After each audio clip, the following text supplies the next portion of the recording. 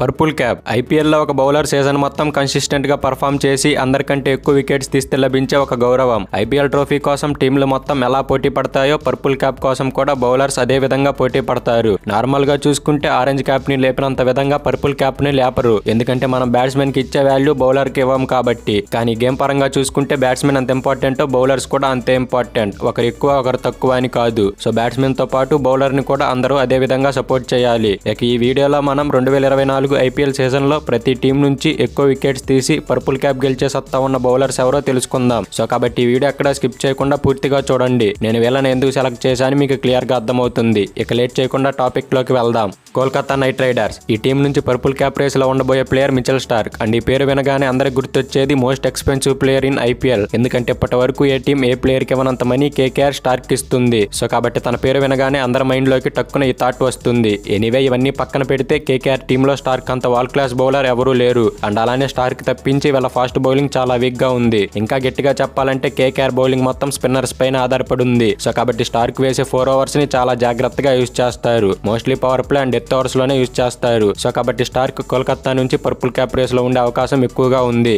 Next Gujarat Titan ఈ team నుంచి మొన్నటి వరకు Mohammed Shami purple cap race లో ఉంటాడని అందరూ ఎక్స్పెక్ట్ చేశారు. కానీ ఇంజురీ వల్ల 2024 ఐపీఎల్ నుంచి రూల్డ్ అవుట్ అవడంతో అందరికీ హోప్స్ పోయాయి. ఇక షమీ కాకపోతే ఈ టీం నుంచి పర్పుల్ క్యాప్ రేస్ లో ఉండే బౌలర్ రషీద్ ఖాన్ కూడా చాలా మంచి క్వాలిటీ స్పిన్నర్. ప్రీవియస్ గా ఎన్నో మ్యాచ్లు సింగిల్ హ్యాండెడ్ గా గెలిపించాడు. అండ్ అలానే లాస్ట్ సీజన్ చూసుకున్న పర్పుల్ క్యాప్ రేస్ లో థర్డ్ పొజిషన్ లో నిలిచాడు. ఇన్ఫాక్ట్ చెప్పాలంటే లాస్ట్ సీజన్ టాప్ 3 బౌలర్స్ గా షమీ, మోహిత్ శర్మ అండ్ రషీద్ ఖాన్ ముగ్గురు కూడా గుజరాత్ వాళ్ళే ఉన్నారు. సో కాబట్టి రషీద్ ఖాన్ కూడా ఈసారి తప్పకుండా పర్పుల్ క్యాప్ రేస్ లో ఉంటాడు.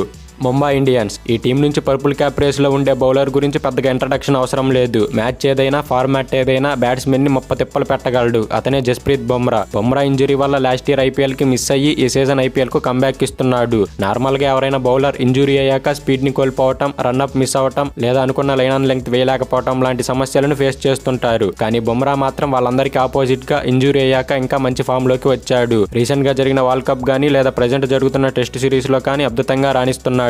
ఇన్ఫాక్ట్ చెప్పాలంటే మునుపటితో కంపేర్ చేస్తే ఇప్పుడు ఇంకా బాగా బౌలింగ్ చేస్తున్నాడు. సో కాబట్టి ముంబై నుంచి పర్పుల్ క్యాప్ రేస్ లో ఇతనే ముందంజలో ఉంటాడు. అండ్ అలానే ఇప్పటి వరకు బుమ్రా ఒక్కసారి కూడా పర్పుల్ క్యాప్ విన్ అవ్వలేదు. ఈసారైనా దాన్ని దక్కించుకుంటాడో లేదో చూడాలి.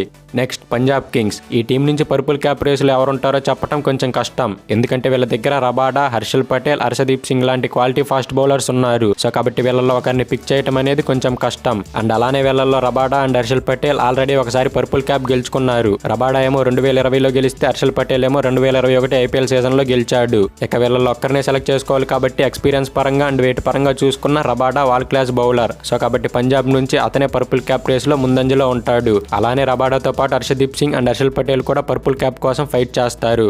రాయల్ ఛాలెంజర్స్ బెంగళూరు ఈ టీం నుంచి పర్పుల్ క్యాప్ రేస్ లో ఉండే బౌలర్ మహమ్మద్ సిరాజ్. అండ్ సిరాజ్ అయితే ఆర్సీబీ బౌలింగ్ అటాక్ కి 1000 ఏనుగుల బలం. అండ్ తన రీసెంట్ ఫామ్ చూసుకున్నా చాలా అద్భుతంగా ఉంది. 3 ఫార్మాట్లలోనూ ఇండియాకి రెగ్యులర్ గా ఆడుతూ మంచి టచ్ లో ఉన్నాడు. అండ్ అలానే తాను ఆర్సీబీకి ఆడిన మొదటి సీజన్ లో సిరాజ్ ఒక వేస్ట్ బౌలర్ అని అందరూ తీసేశారు. కానీ విరాట్ కోహ్లీ మాత్రం తనలోని టాలెంట్ ని గుర్తించి వాళ్ళ పేస్ బౌలింగ్ అటాక్ కి ఒక పిల్లర్ లా నిలబెట్టాడు. అండ్ ఆ నమ్మకాన్ని నిలబెట్టుకుంటూ సిరాజ్ డెవలప్ అవుతూనే వస్తున్నాడు. అండ్ ఈసారి ఐపీఎల్ లో ఆర్సీబీ స్పిన్ బౌలింగ్ చాలా వీక్ గా ఉంది కాబట్టి ఈసారి ఆ బాధ్యత మొత్తం ఫాస్ట్ బౌలర్స్ పైనే పడుతుంది. సో కాబట్టి సిరాజ్ కొంచెం ఎఫర్ట్స్ పెట్టి పర్పుల్ క్యాప్ రేస్ లో ఉండటంతో పాటు తన టీం కూడా బౌలింగ్ లో స్ట్రాంగ్ అవుతుంది. నెక్స్ట్ లక్నో సూపర్ జైంట్స్ ఈ టీం నుంచి పర్పుల్ క్యాప్ రేస్ లో ఉండబోయే బౌలర్ రవి బిష్నాయ్ అయితే T20 ఫార్మాట్ లో అద్భుతంగా పర్ఫామ్ చేస్తూ నెంబర్ 1 T20 ర్యాంకింగ్ ని సంపాదించుకున్నాడు. కానీ ఈ మధ్య కాలంలో ఎక్కువగా మ్యాచ్లు ఆడకపోవడంతో తన ర్యాంక్ 6వ స్థానానికి పడిపోయింది. ఎనీవే ప్రెజెంట్ ఫామ్ బాగుంది కాబట్టి పర్పుల్ క్యాప్ రేస్ లో తప్పకుండా ఉంటాడు. అండ్ అలానే లక్నోలో మిగిలిన బౌలర్స్ ని చూసుకుంటే వాళ్ళలో ఎవరికి పెద్దగా ఎక్స్పీరియన్స్ లేదు అండ్ మొత్తం యంగ్స్టర్సే ఉన్నారు. అండ్ బిష్నాయ్ కూడా యంగ్స్టార్ అయినప్పటికీ తన present form and wicket taking ability చాలా అద్భుతంగా ఉంది. సో కాబట్టి నేను లక్నో నుంచి Ravi Bishnoi purple cap race లో ఉంటాడనుకుంటున్నా.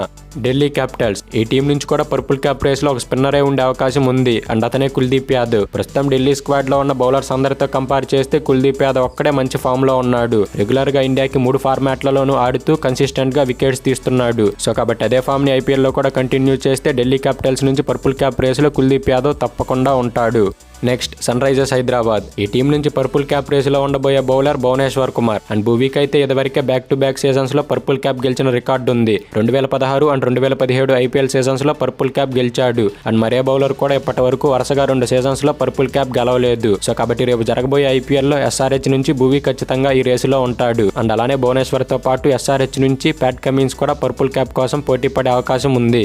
Next Chennai super Kings. ఈ టీం నుంచి ఈసారి ఐపీఎల్లో రవీంద్ర జడేజా పర్పుల్ క్యాప్ కోసం పోటీ పడే అవకాశం ఉంది. ఎందుకంటే వీళ్ళ దగ్గర సరైన ఫాస్ట్ బౌలర్స్ ఎవరూ లేకపోవడంతో సిఎస్కే నుంచి జడేజా ఈ పోటీలో ఉండే అవకాశం ఉంది. నార్మల్ గా చూసుకుంటే ఎక్కువ సార్లు ఫాస్ట్ బౌలర్సే పర్పుల్ క్యాప్ ని గెలుచుకున్నారు. స్పిన్నర్స్ చాలా తక్కువ సందర్భాల్లో మాత్రమే పర్పుల్ క్యాప్ విన్ అయ్యారు. కానీ సిఎస్కే ఫాస్ట్ బౌలింగ్ మరీ అంత స్ట్రాంగ్ గా లేకపోవడంతో స్పిన్ ఆల్రౌండర్ అయిన జడేజా సిఎస్కే నుండి లీడింగ్ వికెట్ టేకర్ గా నిలుస్తాడనుకుంటున్నా. అండ్ మీరేమనుకుంటున్నారో కింద కామెంట్ చేయండి. ఇక ఫైనల్ గా రాజస్థాన్ రాయల్స్. ఈ టీంలో కూడా చాలా మంచి బౌలర్స్ ఉన్నారు. అండ్ ప్లేయింగ్ లెవెల్లో ఉండే 5 బౌలర్స్ కూడా చాలా strong and quality bowlers. So కాబట్టి ఈ టీం నుంచి కూడా పర్పుల్ క్యాప్ రేస్ లో ఉండే బౌలర్ ని చెప్పడం కొంచెం కష్టమే. అండ్ ఆల్రెడీ పర్పుల్ క్యాప్ అందుకున్న ఎక్స్పీరియన్స్ అండ్ వికెట్ టేకింగ్ ఎబిలిటీని బట్టి చూస్తే రాజస్థాన్ నుంచి Yuzvendra Chahal purple cap race లో ఉంటాడు. అండ్ చాహల్ కి అయితే ఆల్రెడీ 2022 ఐపీఎల్ సీజన్ లో పర్పుల్ క్యాప్ గెలిచిన అనుభవం ఉంది. అండ్ తాను బౌలింగ్ చేసేది మిడిల్ ఓవర్స్ లో అయినప్పటికీ ఖచ్చితంగా వికెట్స్ తీస్తుంటాడు. సో కాబట్టి రాజస్థాన్ నుంచి Yuzvendra Chahal purple cap race లో ఉంటాడు. అండ్ చాహల్ తో పాటు బౌల్డ్ కూడా పర్పుల్ క్యాప్ రేస్ లో ఉండే అవకాశం ఉంది. ఇక ఇప్పుడు మనం చెప్పుకున్న ఈ 10 మంది ఆటగాళ్లు వాళ్ళ టీమ్స్ నుంచి పర్పుల్ క్యాప్ రేస్ లో ఉంటారనుకుంటున్నా. అండ్ అలానే నేను వీళ్ళకి ఎటువంటి ర్యాంకింగ్ ఇవ్వలేదు. జస్ట్ ఒక్క టీం నుంచి ఒక్క ప్లేయర్ ని సెలెక్ట్ చేసి చెప్పా. అండ్ అలానే కొన్ని టీమ్స్ నుంచి 2 ప్లేయర్స్ అయినా ఈ పోటీలో ఉండొచ్చు. కానీ ఒక్కరి పేరే చెప్పాలి కాబట్టి నేను వీళ్ళని సెలెక్ట్ చేసుకున్నా. ఇక మీరేం చేస్తారంటే ఈ 10 మందిలో పర్పుల్ క్యాప్ ఎవరు గెలుస్తారనుకుంటున్నారో కింద కామెంట్ చేయండి. అండ్ అలానే వీడియో నచ్చితే లైక్ చేసి షేర్ చేసి ఇలాంటి మరిన్ని ఇంట్రెస్టింగ్ వీడియోస్ కోసం మన ఛానల్ సబ్స్క్రైబ్ చేసుకొని నోటిఫికేషన్ ఆన్ చేసి పెట్టుకోండి. Thank you for watching all.